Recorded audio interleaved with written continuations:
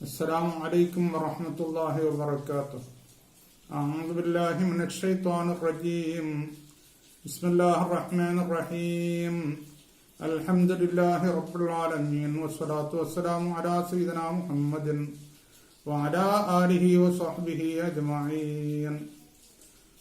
ആദരണീയരായ ശ്രോതാക്കളെ, നമ്മുടെ ഇന്നത്തെ വിഷയം ഫുഡിന്റെ ക്വാണ്ടിറ്റിയെ പറ്റിയാണ്. ഫുഡിന്റെ അളവ് എത്ര കഴിക്കണം എന്നുള്ളതാണ്. ഇന്നലെയും മിനിഞ്ഞാന്നും അതിന്റെ ക്വാളിറ്റിയെ പറ്റി പറഞ്ഞു. അത് ഏത് തരത്തിലുള്ള ഫുഡായിരിക്കണം നാം കഴിക്കേണ്ടത് എന്ന്. അതിനെ വിശദീകരിച്ച് പറയുകയാണെങ്കിൽ നമുക്ക് ഒരുപാട് ദിവസങ്ങൾ വേണ്ടിവരും.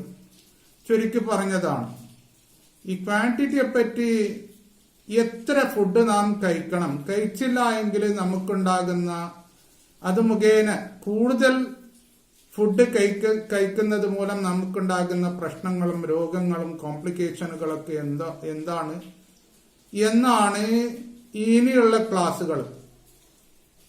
അല്ലാഹു തആല പരിശുദ്ധ ഖുർആനിൽ സൂറത്തുൽ അറാഫിലെ 31-ാമത്തെ ആയത്തിൽ പറഞ്ഞു, വകുലു വശ്റബു വലാ തുസ്രിഫു ഇന്നഹു ലാ യുഹിബ്ബുൽ മുസ്രിഫീൻ. നിങ്ങൾ കഴിക്കണം, കുടിക്കണം, ദുർവ്യയം ചെയ്യരുത്, ഇസ്രാഫ് ആക്കരുത്, അത്തരക്കാരെ അള്ളാഹു ഇഷ്ടപ്പെടുകയില്ല എന്ന്. അല്ലാഹു തആല സൂറത്തുൽ മാഇദയിൽ 87-ാമത്തെ ആയത്തിലും പറഞ്ഞത്, യാ അയ്യുഹല്ലദീന ആമനൂ ലാ തുഹർരിമൂ ത്വയ്യിബാതി മാ ഹല്ലല്ലാഹു ലക്കും വലാ തഅതദൂ ഇന്നല്ലാഹ ലാ യുഹിബ്ബുൽ മുഅ്തദീൻ എന്നാണ്. സത്യവിശ്വാസികളെ, അള്ളാഹു ഹലാലാക്കി തന്നതിൽ നിന്ന് ശുദ്ധമായതിന് നിങ്ങൾ വേണ്ട എന്ന് ഒരിക്കലും വെക്കരുത്. ശുദ്ധമായതായിരിക്കണം അത്തരം ഫുഡുകൾ നിങ്ങൾ കഴിക്കാം. പക്ഷെ അവിടെയും പറഞ്ഞത് വലാ തഅതദൂ, അതിൽ നിങ്ങൾ പരിധി വിട്ട് കിടക്കരുത്, അധികം കഴിക്കരുത് എന്നാണ്. എന്നിട്ട് അള്ളാഹു പറഞ്ഞു, അത്തരം പരിധി വിട്ട് കിടക്കുന്നവരെ അള്ളാഹു ഇഷ്ടപ്പെടുകയില്ല എന്ന് അള്ളാഹു തആല പറഞ്ഞു. അപ്പൊ ഈ അത്യാവശ്യമായത് നാം കഴിക്കണം, പരിധി വിട്ട് കിടക്കരുത്, ഇസ്രാഫാക്കരുത് എന്ന് പറഞ്ഞല്ലോ. എന്താണ് ഇതിന്റെ അർത്ഥം? പൊതുവെ ഇസ്രാഫിനുള്ള അർത്ഥങ്ങൾ നാം പറയാറുള്ളത്, അതിനെ സുപ്രയിലോ ടേബിളിലോ വിതര ഭക്ഷണത്തെ, അല്ലെങ്കിൽ അതിനെ ഗാർബേജ് ബോക്സിൽ കൊണ്ടുപോയി നാം തട്ടുക, ഇത് ഇസ്രാഫാണ് എന്ന്. അതും ശരിയാണ്, അർത്ഥമുണ്ട്. അതോടൊപ്പം ഇമാമിങ്ങൾ അതിനെ പറഞ്ഞ വേറെ അർത്ഥങ്ങളുമുണ്ട്. അതായത് ഇമാം ഖുർത്തുബി റളിയല്ലാഹു അൻഹു അവരുടെ തഫ്സീറിൽ പറഞ്ഞത്, ആവശ്യത്തിലധികം നമ്മുടെ വിശപ്പടക്കുന്നത്ര കഴിക്കണം, അതിലധികം കഴിക്കരുത്, ആ കഴിക്കുന്നതാണ് ഇസ്രാഫ് എന്ന്. ഇമാം അബുല്ലൈസ് സമർക്കന്ദിയും അവരുടെ തഫ്സീറിൽ ഈ ആയത്തിനെ പറ്റി അതിന്റെ വിശദീകരണം പറഞ്ഞത്, ആവശ്യത്തിലധികം കഴിക്കാൻ പാടില്ല എന്നാണ്. അതേപോലെ തന്നെ ഇമാം മാവറദിയും അവരുടെ തഫ്സീറിൽ പറഞ്ഞത്, നമുക്ക് വയറ് നിറഞ്ഞാൽ അതിന്റെ അപ്പുറം കഴിക്കാൻ പാടില്ല എന്നാണ്. വയറ് നിറയുക എന്നുള്ളത് എങ്ങനെയാണ്? ബഹുമാനപ്പെട്ട നബി കരീം സല്ലല്ലാഹു അലൈഹി വസല്ലമ തങ്ങൾ ഇതിന്റെ വ്യക്തമായ തഫ്സീർ പറഞ്ഞു. നബി സല്ലല്ലാഹു അലൈഹി വസല്ലമ തങ്ങൾ പറഞ്ഞു, ഹദീസുകൾ അങ്ങനെ തന്നെ വായിക്കാൻ സമയമില്ലാത്തത് കൊണ്ടാണ് ഇങ്ങനെ മലയാളത്തിൽ പറയുന്നത്. മനുഷ്യന്റെ ശരീരത്തില് ഒരു മോശമായ പാത്രമുണ്ട്, അത് അവന്റെ വയറാണ്. ആ വയറ്റിനെ നാം മോശമാക്കിയാൽ നമ്മുടെ ആസകലം ശരീരം മോശമാകും എന്നാണ് അതിന്റെ അർത്ഥം. എന്നിട്ട് നബി സല്ലല്ലാഹു അലൈഹി വസല്ലമ തങ്ങൾ പറഞ്ഞു, നമുക്കിവിടെ ജീവിക്കാൻ വേണ്ടി കുഞ്ഞിപ്പിടി ഭക്ഷണങ്ങളാണ് വേണ്ടത് എന്ന്. എന്നിട്ട് നബി സല്ലല്ലാഹു അലൈഹി വസല്ലമ തങ്ങൾ പറഞ്ഞു, നമ്മുടെ വയറ്റിനെ 3 ഓഹരി വെക്കണം. ഒന്ന് ഭക്ഷണം കഴിക്കാൻ, മറ്റൊരു ഓഹരി വെള്ളം കുടിക്കാൻ, മറ്റൊന്ന് ശ്വാസത്തിന് വേണ്ടി അത് എടുക്കാനും വിടാൻ. ഈ വെള്ളത്തിനും ശ്വാസത്തിനും സ്ഥലം വെക്കാതെ വയറ് നിറയെ കഴിക്കുന്നത് ഒരിക്കലും ശരിയല്ല. അത് മുഖേന ഒരുപാട് രോഗങ്ങൾ ഉണ്ടാകും എന്നതിൽ യാതൊരു സംശയമില്ല.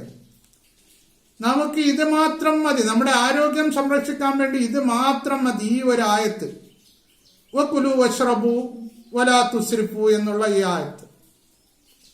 അതിന് ഞാൻ ചെറിയൊരു ഉദാഹരണം പറയാം.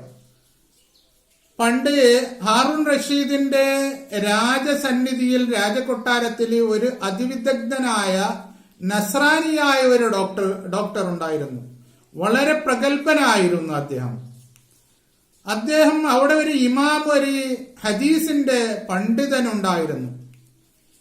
ഈ ഹദീസിന്റെ പണ്ഡിതന്റെ അടുത്ത് അദ്ദേഹം പറഞ്ഞു, അലിബിന് ഹുസൈൻ വാക്കിദ് എന്ന് പറയുന്ന ഈ ഹദീസിന്റെ പണ്ഡിതന്റെ അടുത്ത് അദ്ദേഹം പറഞ്ഞു, ഈ ഡോക്ടർ, അറിവ് എന്നുള്ളത് 2 തരമാണ്.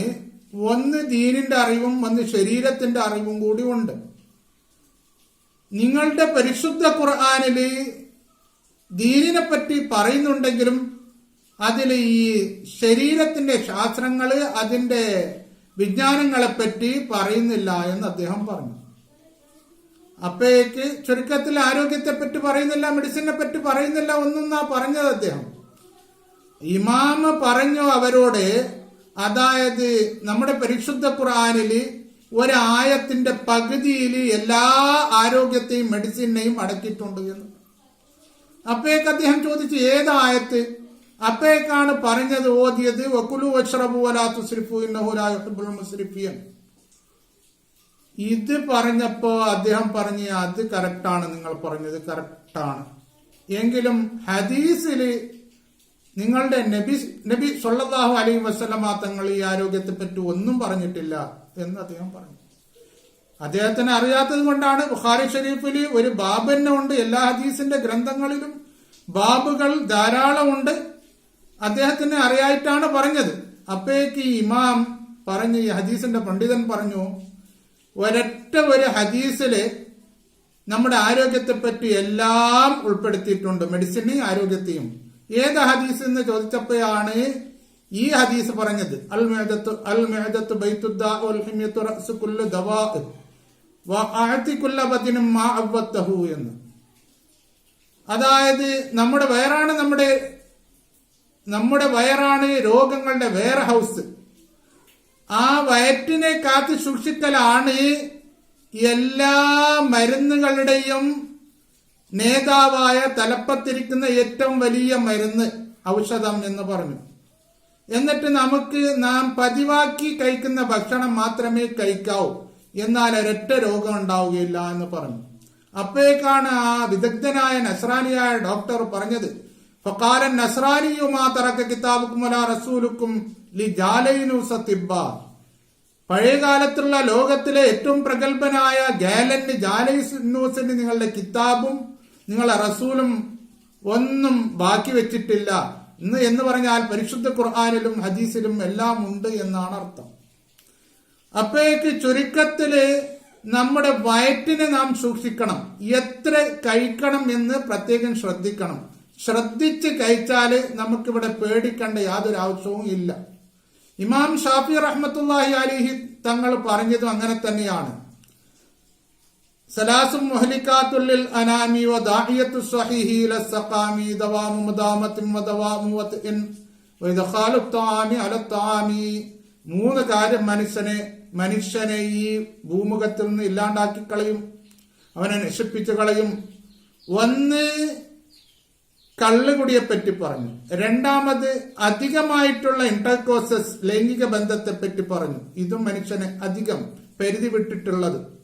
അതിനെപ്പറ്റി ഞാനൊന്നും വിശദീകരിക്കുന്നില്ല, അതും അരുത്. 3 പറഞ്ഞത് ഭക്ഷണം കഴിച്ചതിന്റെ മേലെ വീണ്ടും ഭക്ഷണം കഴിക്കാൻ പാടില്ല, അത് മനുഷ്യനെ നശിപ്പിക്കുമെന്നാണ് പറഞ്ഞിരിക്കുന്നത്.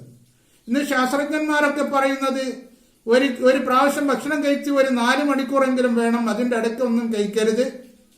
6 മണിക്കൂറെന്നാ പറഞ്ഞത്, എങ്കിലും 4 മണിക്കൂർ എങ്കിലും വേണം, അല്ലെങ്കിൽ ദഹിക്കൂല. ദഹിക്കാത്ത പക്ഷം വീണ്ടും ഭക്ഷണം കഴിച്ചാൽ ഒരുപാട് രോഗങ്ങൾ അതുണ്ടാക്കുമെന്നാണ് പറഞ്ഞിരിക്കുന്നത്.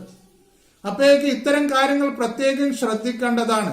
കഴിക്കുമ്പോഴേക്ക് 3 ഓഹരി വെച്ച് വയറ്റിന് 1 ഓഹരി മാത്രം ഭക്ഷണം കഴിക്കണം, 2 ഓഹരി വെള്ളത്തിനും ശ്വാസത്തിനായിട്ടും അവിടെ വിടണം. അല്ലാത്ത പക്ഷം ഈ താളം തെറ്റിയിട്ടുള്ള ഭക്ഷണങ്ങൾ, കണ്ടിടത്തും പല വ്യത്യസ്തമായ വിഭവങ്ങളുണ്ട് എന്ന് പറഞ്ഞിട്ട് ധാരാളം കഴിക്കുന്നത് അത് വലിയ ഒരു അബദ്ധത്തിലേക്ക് നമ്മെ നയിക്കും എന്നുള്ളതിൽ യാതൊരു സംശയമില്ല. ഇത്തരം കാര്യങ്ങൾ നാം പ്രത്യേകം ശ്രദ്ധിക്കേണ്ടതാണ്. ഭക്ഷണത്തിന്റെ അളവ് പ്രത്യേകം ശ്രദ്ധിക്കേണ്ടതാണ്. എന്നാൽ നമുക്കിവിടെ ഖേദിക്കേണ്ടി വരില്ല. രോഗങ്ങളിൽ നിന്ന് എപ്പോഴും നാം സുരക്ഷിതരാവും. അല്ലാഹു തആല എല്ലാ ജാതി രോഗങ്ങളെ തൊട്ട് നമ്മെ കാത്തുരക്ഷിക്കട്ടെ. ആമീൻ. വആഖിറു ദഅവാനാ അൽഹംദുലില്ലാഹി റബ്ബിൽ ആലമീൻ. അസ്സലാമു അലൈക്കും വറഹ്മത്തുള്ളാഹി വബറകാതുഹു.